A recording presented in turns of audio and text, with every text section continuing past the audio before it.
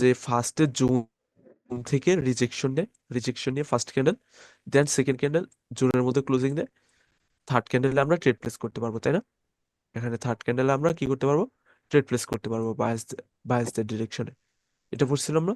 জি ভাই। কিন্তু এই সেম ভাবে আরেকটা আছে, সেটা হচ্ছে আপনার যদি জোন থেকে রিজেকশন না দেয় তাহলেও হবে, কিন্তু এখানে ট্রেড হবে কোন ক্যান্ডেল?